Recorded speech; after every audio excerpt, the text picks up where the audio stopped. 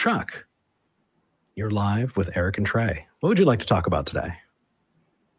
Hey, Eric. Great show. I love your format. Thanks for having it. Sweet. Thanks for calling in. What do you want to talk about? Yeah, I listened to your show last week. Your theory of speciation and evolution, it's a common one. I don't think it's correct, though. You were saying that basically due to geographic isolation, from a mountain range or stream or whatever. So I think that was an example. I appreciate you bringing that up. I was using that as an example, and I should have clarified that my understanding of evolution is that it is a generational response to outside forces that causes, creatures to adapt to their environment. Does that clarify? Yeah, that sounds like sort of Lamarckian inheritance. That's big in France. As of 1974, France still hadn't. Well, hold on. Let's clarify. Sure.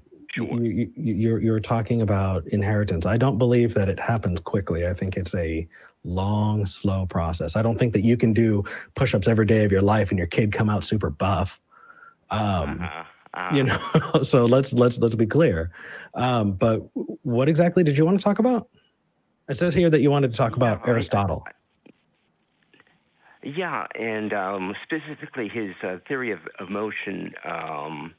Okay. So Sean Carroll, you probably have this in your atheist library, so please check up on me. I don't want to tell you something and you come out to find out later that I was giving it to you wrong.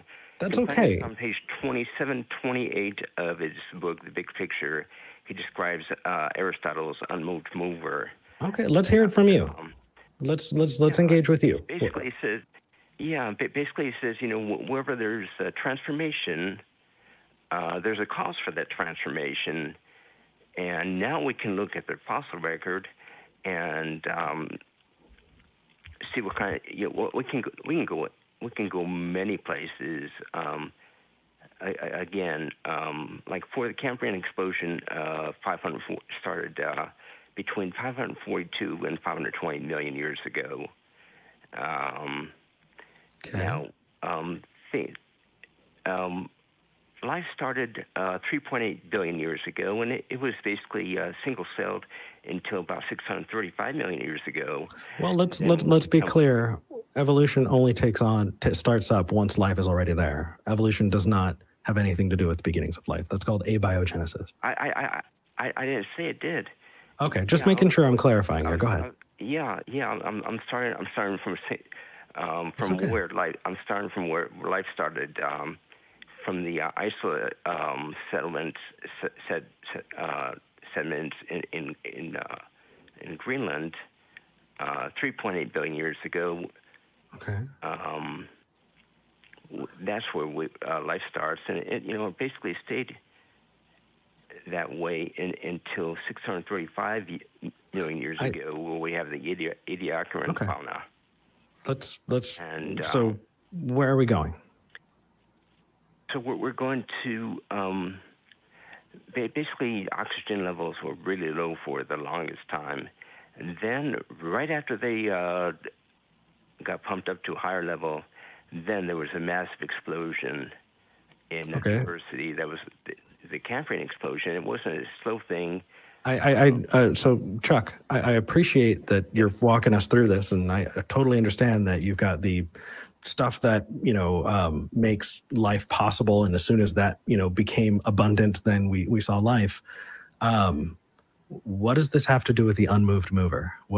Let's talk about that argument, because I think that we're having a lot of to do. Let's get to the argument itself. Mover, it's wherever you have a transformation, according to Carroll, and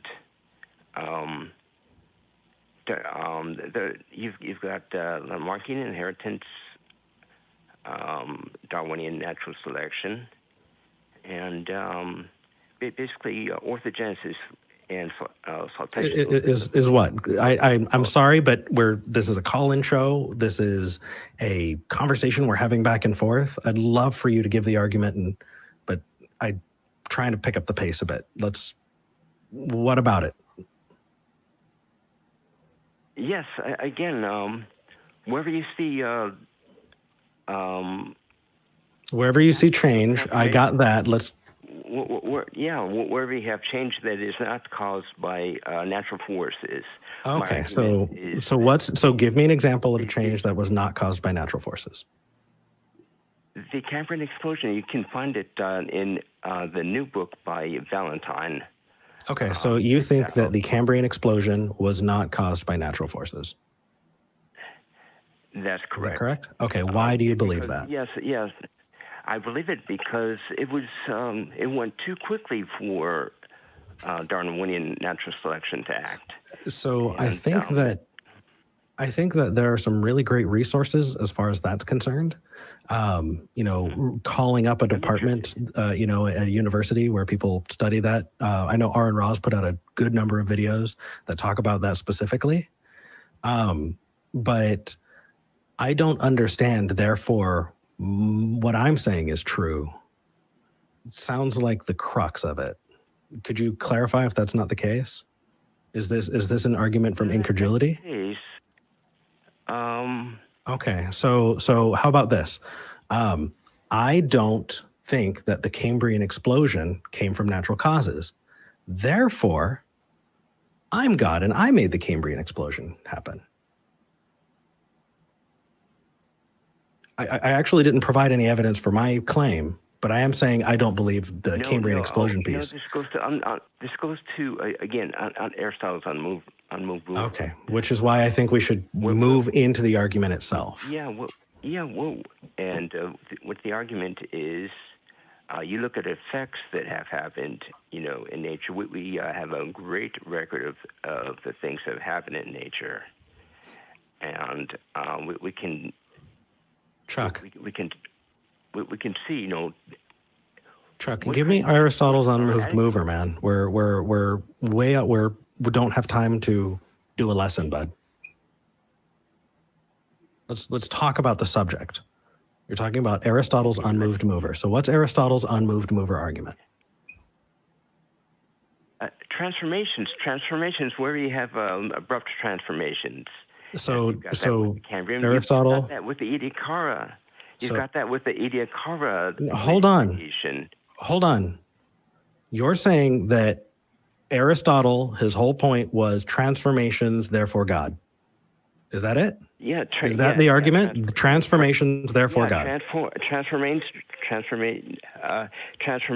that are caused by something other than natural forces. Okay, so again, implies So cause for those forces. Yeah, check it out again. Check out Big Picture pages 27, 28. Chuck, I've come across this argument hundreds of times. I'm trying to engage with you and not with the people who've called in before and that I've talked to before, because I think it would be unfair to you if I did that. So I'm working with what you're giving me. And what you've given me so far is I don't know, therefore God.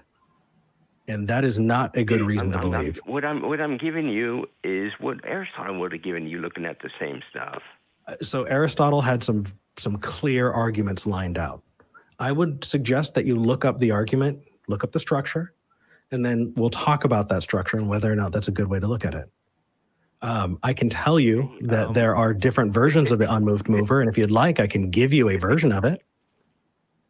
Yeah, please do, yeah. Sure. So a version of the unmoved mover is that everything, and I'm putting on my Christian hat or my theist hat. So let's go from here.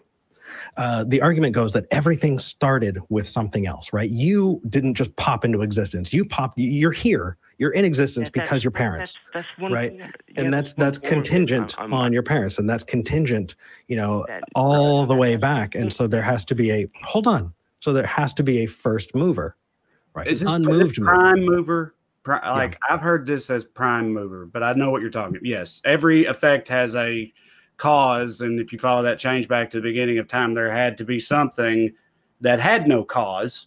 There has to be, unless that thing is is God or the equivalent of God, because something had to start that chain of events in motion. Right. Is that where you're going? That is not my argument. No, Okay. it's not. Go No, ahead it's then. not. No, I'm go ahead. Pick up Carol's book. Call in, Mm-hmm. look up the argument, call in, and we'll talk about it. The point is, we've got 2,000 people usually watching this live, and there are thousands and thousands of people who will watch this in the coming weeks. This is a conversation that they could benefit from. So look up the argument and call in, and we can have it so that everybody can interact with it. Sound good? Sounds great. Yeah, Alrighty, man. get Carol's book, 2728.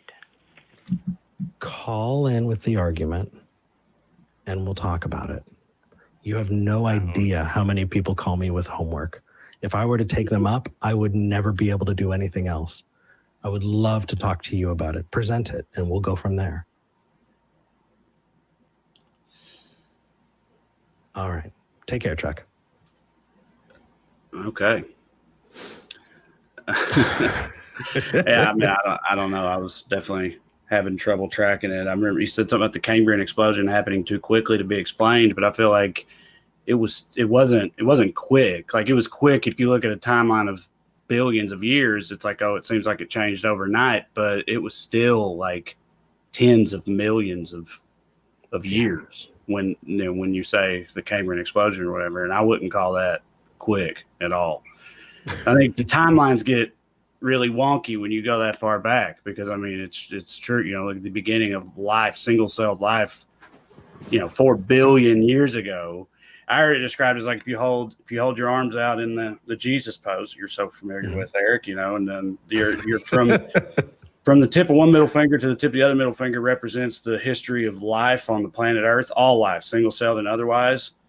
If you took a nail file on the further end, the present end, right? Mm-hmm. If your right hand is the beginning, your left hand is where we are right now. If you took a nail file and ran it over the fingernail on your left middle finger, you would erase all of written human history, because that's how much we represent on that timeline, and all the way up until like your wrist, from one hand all the way across your body to your other wrist is like single-celled life only. Like, that's how insane it is. So I don't think you can look at those time periods and be like, well, that happened too quickly to be explained, Yeah. I think that's a really great visualization, actually. That's from Bill Bryson's book, A Brief History of Nearly Everything, which I recommend to everybody. It gets into a lot of this stuff, but yeah. I'll check it out. Yeah, I think that just our brains are just not capable of thinking about that type of right. Yeah, we just don't have the ability. I think, though, that what he was calling in about is a kind of a class, like a whole subcategory of arguments for God. And from what I saw, you have things being contingent, right? Everywhere you see change, there has to be an original changer. You could take it with time, right? You had parents and they were caused by something, so you go all the way back to a first cause.